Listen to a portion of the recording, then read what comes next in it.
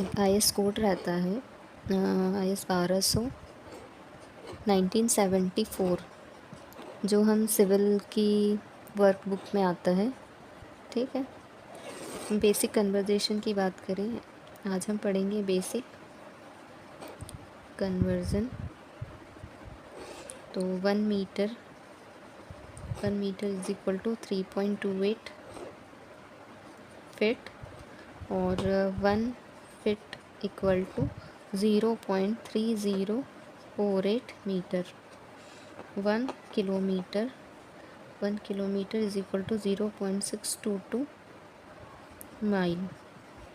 ठीक है, और 1 माइल इज इक्वल टू होता है 1.6093 kilometre. 1 centimetre is equal to होता है 0.394 इंच। और 1 इंच मतलब होता है 2.54 सेंटीमीटर। ठीक है, 1 mm इज इक्वल टू होता है 1000 माइक्रोन। और 1 माइक्रोन इज इक्वल टू क्या होता है? 1 माइक्रोन इज इक्वल टू होता है 10⁻⁻6 मीटर। ठीक है, ये अकॉर्डिंग टू लेंथ था। अब हम पढ़ेंगे according to area. According to area की बात करें तो 1 metre square is equal to होगा 10.764 फिट स्क्वायर। और 1 kilometre square is equal to होगा 10⁻⁻6 स्क्वायर मतलब 100 हेक्टर। ठीक है, तो 1 feet square is equal to क्या होता है? 0.0929 मीटर स्क्वायर। 1 एकड़ मतलब 4840 स्क्वायर यार्ड्स। ठीक है,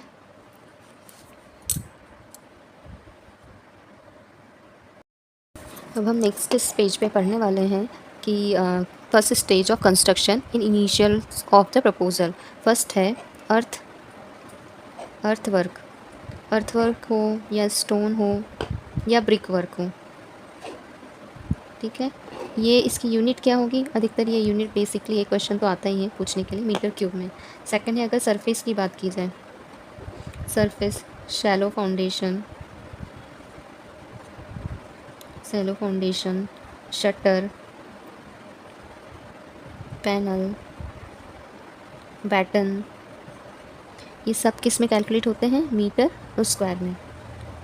थर्ड पॉइंट है जैसे स्टील हुआ, स्टील या आयरन वर्क। स्टील और आयरन वर्क किस में कैलकुलेट करते हैं अपन? केजी पर क्विंटल में। ठीक है, फोर्थ पॉइंट है पॉइंटिंग, सॉलिंग, डीपीसी, डोर्स, विंडो, ये सारे हम किस में कैलकुलेट करते हैं? ये भी हम मीटर स्क्वायर में कैलकुलेट करते हैं। फिर हम बात करते हैं ड्रेसिंग। इसकी dressing of stone, half brick wall और पार्टीशन वॉल, इसको हम किस में कैलकुलेट करते हैं? मीटर स्क्वायर में। सिक्स्थ है painting work,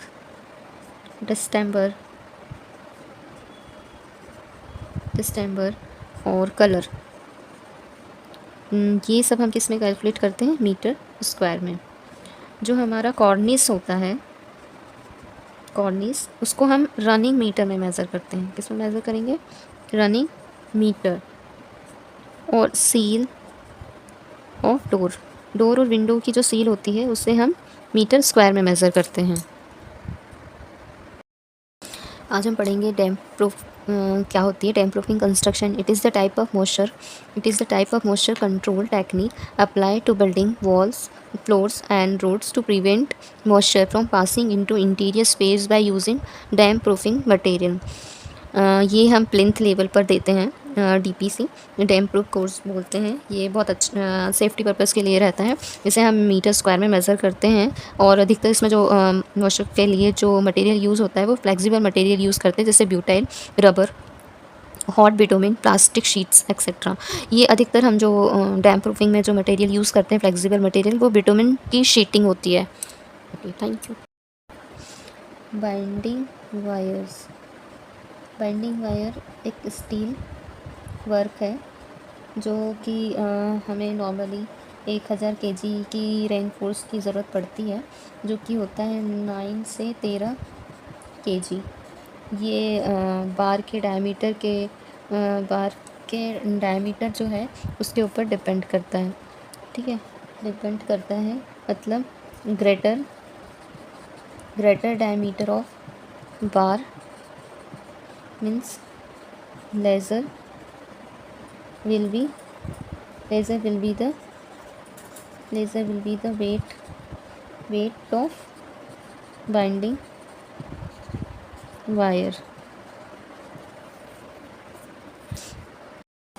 Degree of accuracy में आता है जैसे वुड वर्क को हम 2 mm में मेज़र करते हैं। वेट की एक्यूरेसी 1 kg की होती है। ठीक है, फिर लेंथ की एक्यूरेसी 0.01 मीटर होती है। एरिया की एक्यूरेसी 0.01 मीटर स्क्वायर होती है। वॉल्यूम की एक्यूरेसी 0.01 मीटर क्यूब होता है। ठीक है, बट स्लैब की जो एक्यूरेसी रहती है वो 0.005 मीटर हम कंसिडर करते हैं। ठीक है,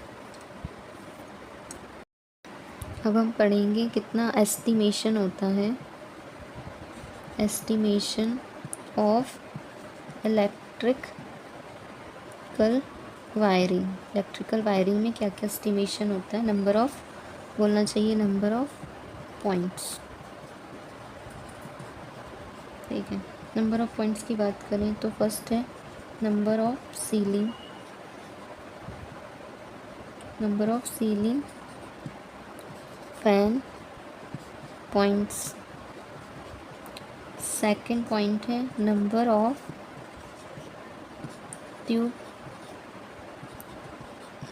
ट्यूबलाइट पॉइंट्स। ठीक है, थर्ड वन है number of plug points. Fourth one है number of ordinary lamps points. Deductions, no deduction are made. Masonry work में कौन कौन से डिडक्शन नहीं करने चाहिए? फर्स्ट है ओपनिंग और hole having area up to और लेस देन 1000 सेंटीमीटर स्क्वायर और 0.1 मीटर स्क्वायर। सेकंड है bed plate, wall plate bearing of weather sheets, जैसे छज्जास हुआ, depth not exit 10 centimetre. Third point है bearing of floor and roof slabs are not deduction from the wall masonry. Fourth point है cement concrete blocks for holding fast. Fifth point है ends of beams post rafter purlins up to 0.1 metre square in section. Six point है iron fixer as wall tie pipe up to 300 mm dia and holding fast for doors and windows।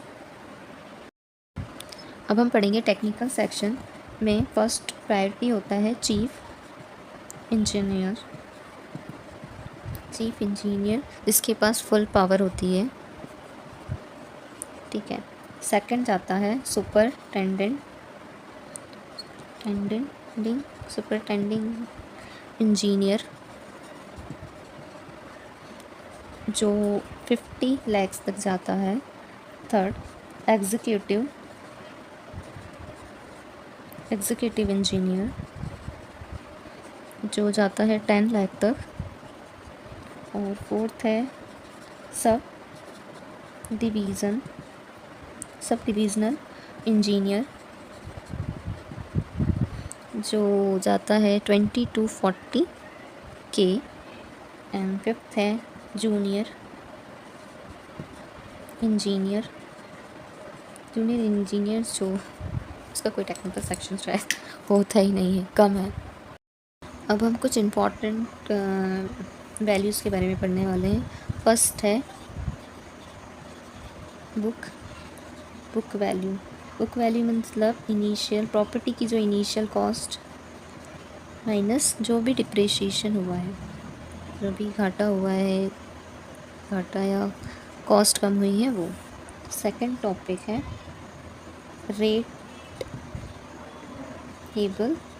रेटेबल value.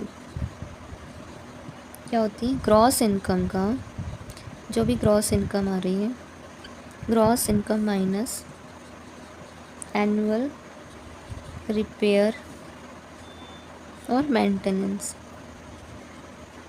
Cost. Third होती है distress value क्या रहती है? जब कोई honour property के honour को कोई फोर्सफुली या केयर टेकर जानबूझ के लोग स्ट्रेस में या फोर्सफुली अपनी प्रॉपर्टी बेचने के लिए कहें,